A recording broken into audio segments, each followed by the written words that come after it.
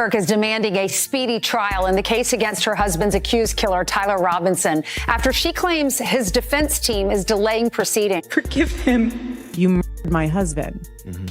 I have to tell my daughter every day and explain to her why daddy's not coming home. The defense team appears to be dragging this case out day by day, and every delay somehow circles back to Erika Kirk. Now a new piece of footage is going viral, and it has people seriously disturbed. The clip shows Erika and her mother, Lori, celebrating with a man who looks eerily similar to Tyler Robinson, the man accused of eliminating Charlie Kirk. Things get even stranger when you look at the timing. Right after this footage began spreading online, Erika suddenly filed a motion calling for a speedy trial against Tyler. But this raises an obvious contradiction. Just days after the incident, Erika publicly forgave Tyler. So why is she now pushing urgency in a case involving a man she already forgave? And why is she completely ignoring her husband's demand for a full audit of TPUSA finances? Viewers are also pointing out something critical. Speedy trial rights do not belong to victims. They belong to the defendant under Utah law and the U.S. Constitution. Erika legally cannot make that call. So why is she trying to control a process that is not hers? Many believe this is a distraction, a way to shut down deeper questions surrounding TPUSA before anyone looks too closely. This driver, you're the driver? Yeah. Robinson. Can you tell me just really quick what happened? I was coming this way and he's just passing through and he rolled out from here, or no, from there, I think. Do you remember which lane you were in? I was in one of those two lanes going this way. I think in the rightmost lane coming this way. Most people are not buying the official narrative anymore. And now it has taken an even stranger turn. Old footage from Erika's Instagram has resurfaced, showing her celebrating New Year's in 2018 with her mother and a man who looks remarkably like Tyler Robinson. To be fair, there is no confirmed proof that the man is Tyler. In fact, Tyler was born in 2003, which would make him only 15 years old in 2018. That detail alone throws doubt into the mix. Some sources now claim the man is actually Erika's ex-boyfriend, Ben Cabot Phillips. But here is the issue. A large number of viewers are convinced Tyler Robinson is being positioned as a spy. And if that is true, the big question becomes how he was selected.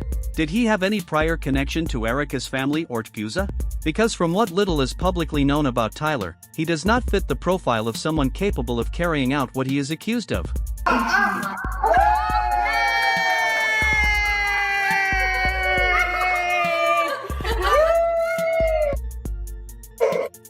That belief grew stronger after body cam footage from 2022 resurfaced. In that footage, Tyler does not appear calculated or dangerous. He appears awkward, confused, and socially uncomfortable. He struggles to explain himself. His body language looks lost, not threatening. Viewers analyzing the footage say he comes across as childlike, easily influenced, and lacking the confidence or control needed to execute something so precise. One specialist even suggested Tyler presents as someone who would be extremely easy to manipulate, especially by authority figures or people he trusted. And yet, this is the same person Erika is now pushing to lock away forever, possibly even facing the death penalty. The same man she forgave just 2 days after her husband's death. To make matters worse, Erika chose Jeffrey Nemman as her attorney, the same lawyer tied to the Epstein plea deal controversy. For many viewers, that was the final red flag. Too many contradictions, too many coincidences, and far too many unanswered questions. Father, forgive them, for they not know what they do. That man,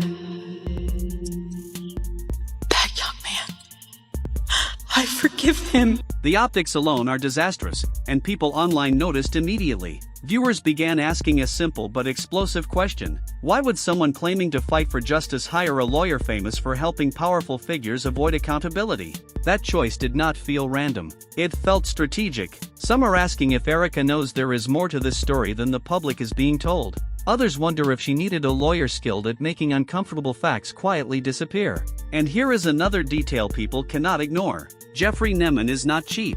His legal services come with a massive price tag. That raises a whole new set of questions. Where is that money coming from? Is it TPUSA funds? Is it donor money meant to protect Charlie's legacy? No one has provided clear answers. The lack of transparency only adds fuel to the fire. And then there is the speedy trial motion. Under the law, victims cannot demand a speedy trial.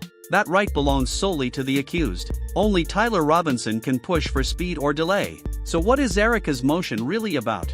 Many believe it is not about justice at all. A fast trial controls the narrative.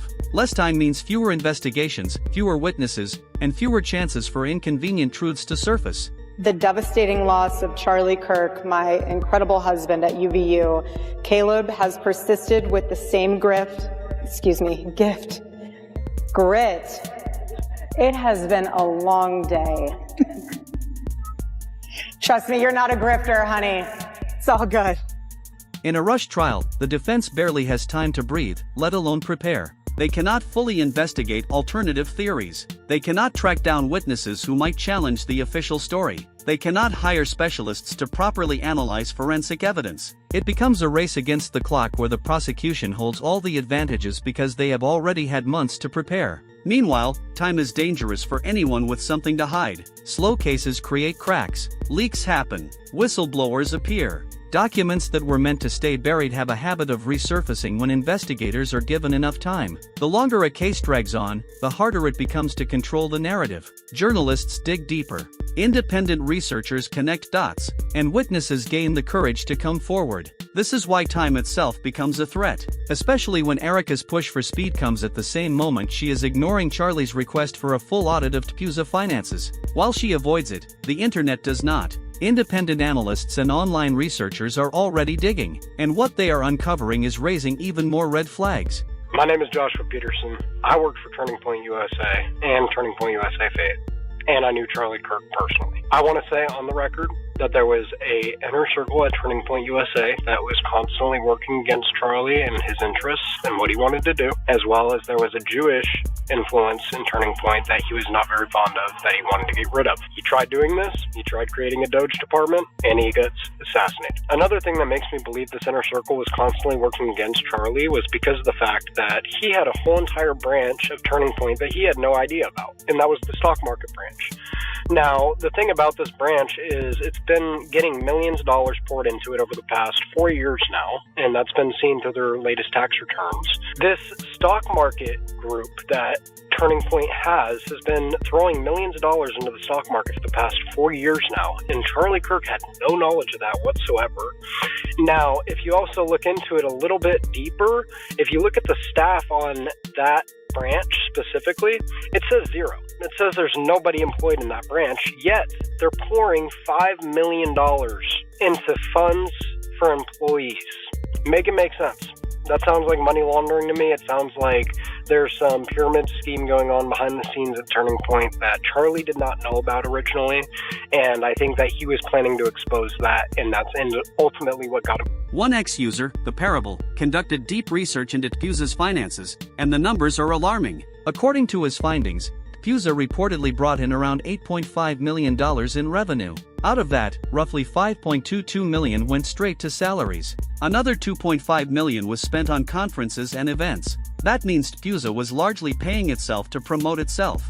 These events were not driven by ticket sales or public demand. Speakers showed up, delivered talking points, and used the stage to attract more donations. When you break it down further, the picture gets uglier. About 61 cents of every dollar went to salaries. Another 29 cents went to self-promotional events. That leaves maybe 10 cents going toward whatever mission TPUSA claims to serve, and even that is being generous. Multiple executives were reportedly earning between $200,000 and $400,000 a year. For what exactly? Social media posts, speeches, and conferences that produced little measurable impact. Some of these high-paying roles went to individuals with questionable qualifications, including friends and family connections. It is starting to look less like a movement and more like a closed social club where loyalty is rewarded and accountability does not exist.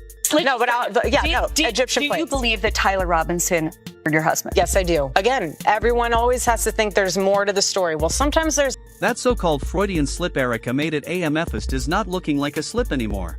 At the time, viewers brushed it off as nerves or a poor choice of words. But now, with all these financial revelations surfacing, it feels more like the truth accidentally breaking through a carefully controlled image. And then comes what The Parable uncovered next, which takes this to another level. TPUSA was not just recycling revenue internally. According to their own 990 filings, nearly 90% of their assets are tied up in publicly traded securities. We are talking about $63 million in stocks, which has now reportedly jumped to $69 million in assets.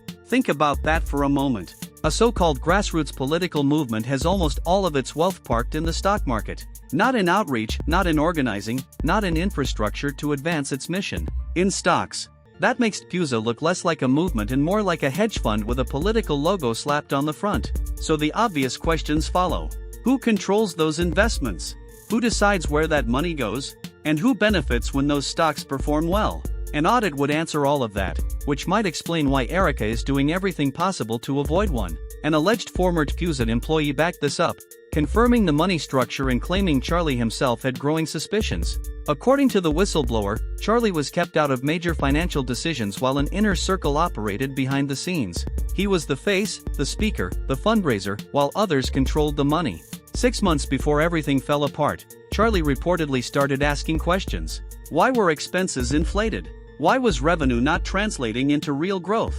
Why could he not access detailed financial records without being stonewalled?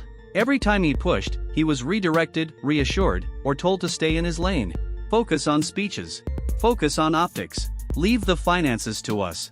That alone is chilling, because if Charlie truly did not know where nearly $70 million was positioned, that suggests internal corruption at the highest level. And depending on what was hidden, potentially criminal behavior. But if he did know and played dumb, that opens an entirely different door. Either way, it is bad. And this is why the rushed push for a speedy trial suddenly makes sense. Erika knows the public is no longer buying the official narrative. Attention is shifting away from Tyler Robinson and straight towards PUSA, its donors, and its finances. As the new CEO, Erika understands that prolonged scrutiny is dangerous. The faster the case is wrapped up, the faster she can tell people to stop asking questions. But the internet is not letting it go. Donations are slowing. Longtime supporters are demanding answers. Major donors are quietly stepping back. The cracks are widening, and the deeper people dig, the harder it becomes to believe that what we have been told is the full truth. Too many inconsistencies. Too many missing pieces. Too much money moving in the shadows. The timeline does not add up. The motive does not add up. And Erika's behavior only makes it harder to believe this is all just coincidence.